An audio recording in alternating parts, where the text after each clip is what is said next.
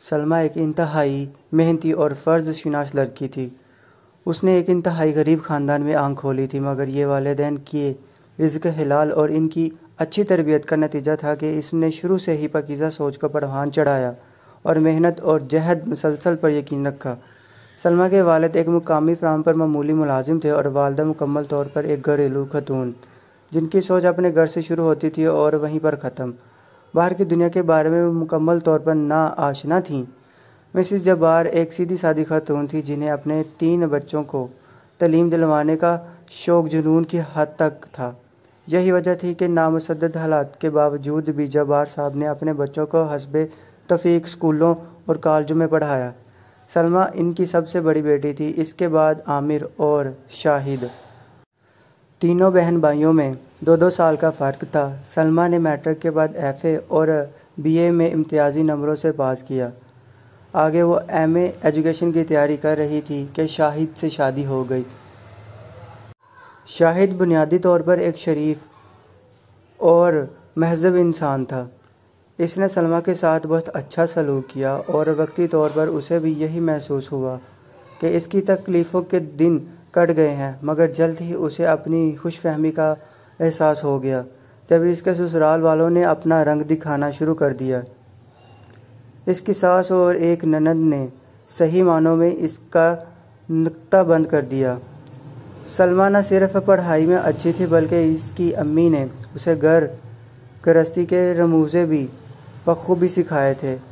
خانہ داری، سلائی کڑھائی، سلیقہ غرض ہر شعبے میں وہ تکا تھی، مگر اس کے یہ اسلوب ساس، نند اور حتیٰ کہ دیوروں کو بھی قطعاً نظر نہ آتے تھے، بلکہ وہ فقطاً اسے بد سلیقہ، جاہل، گنوار اور غریب جیسے القابات سے نوازا جاتا تھا۔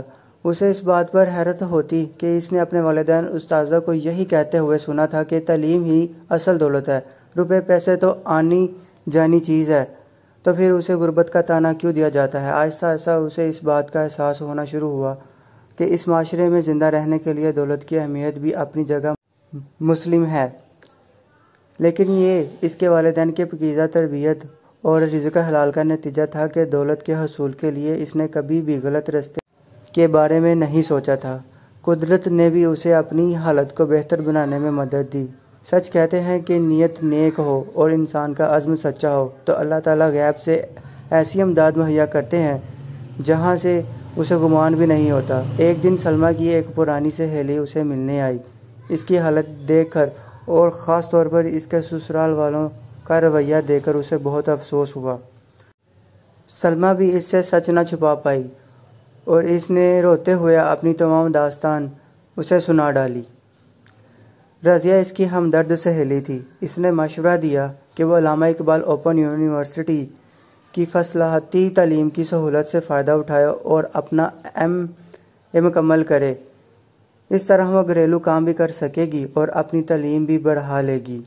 چنانچہ اس نے کچھ بچت کر کے اور اپنے شوہر کی رضامندی سے وہاں اپلائی کر دیا۔ ساس کو پتہ چلا تو اس نے آسمان سر پر اٹھا لیا کہ اب گھر کا کام کون کرے گا، گھر کی ذمہ داریاں کون اٹھائے گا؟ تو شاہد نے انہیں سمجھایا کہ اس نظام میں سلمیٰ کا یونیورسٹی جانا ضروری نہیں، اس لیے وہ گھر کے کاموں کو بھی سر انجام دیتی رہے گی۔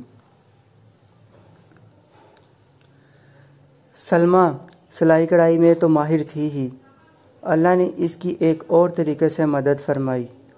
وہ کچھ اس طرح کہ اس کے گھر کے قریب ہی ایک بوتیک شروع ہوا اور اس کی مالکن کو کپڑوں کی سلائی کرنے والی کچھ ماہر خواتین کی ضرورت تھی۔ سلمیٰ کو پتہ چلا تو اس نے خواتین سے بات کر کے کام کا آرڈر لے لیا۔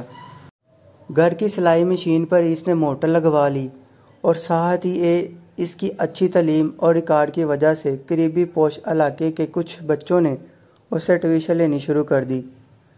اس نے انہیں اتنے اچھے طریقے سے پڑھایا کہ وہ اس کے گرویدہ ہو گئے۔ جب اس کی ساس اور دیوروں نے دیکھا کہ وہ گھریلو کام کرنے کے ساتھ پیسے بھی کما رہی ہے تو انہوں نے سختی بھی کچھ کم کر دی۔ وہ لالچی لوگ تھے۔ شاہد کے علاوہ دونوں دیور پڑھائی میں بالکل پیدل تھے۔ سلمیٰ نے ان کو پڑھانے کی بہت کوشش کی مگر وہ بگڑ چکے تھے۔